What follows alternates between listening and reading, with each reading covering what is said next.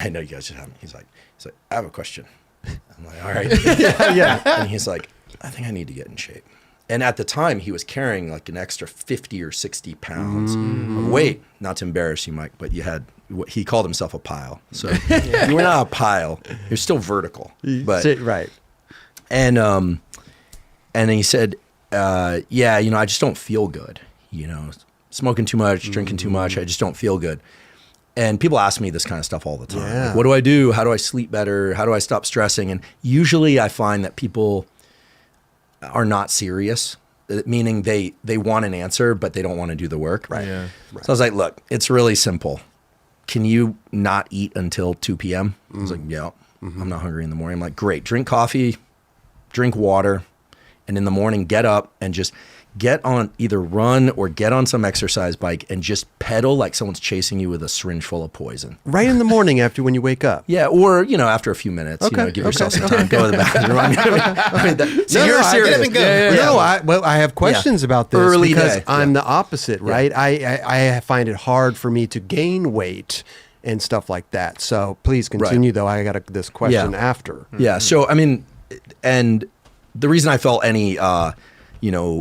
sense of agency in giving this information is, I've done a bunch of different things in neuroscience related to vision and neuroplasticity and stress, but I've done some work and continue to do some work with special operations and some of these groups that are interested in how you use biology to improve human performance over long periods of time. Okay. So, basketball players, military, these kinds of things.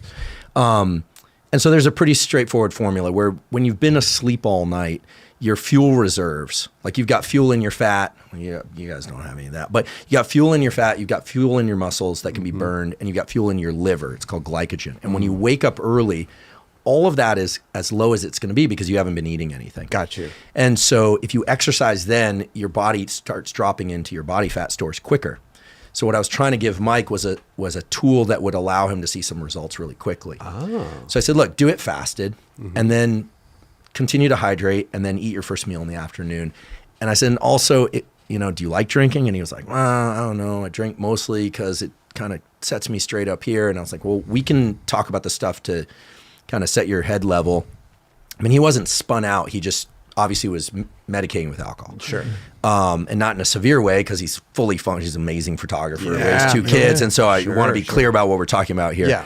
I didn't detect anything dysfunctional about him. He was just reporting to me that he wanted some assistance. Right.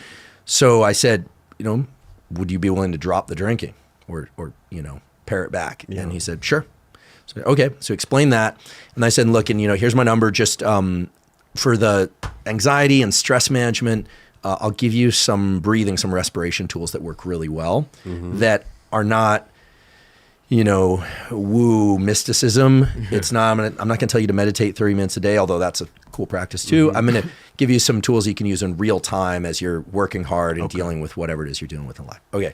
So that ends, the conversation ends, and Greg Hunt was there too. I knew from growing up. Yeah. Talked to Greg a little bit. And then a year later, Mike reaches out and says, hey man, thanks for all that stuff you gave me. I was like, oh, cool. And he's like, I lost 60 pounds and I haven't had a sip of alcohol since we talked last and feeling pretty good.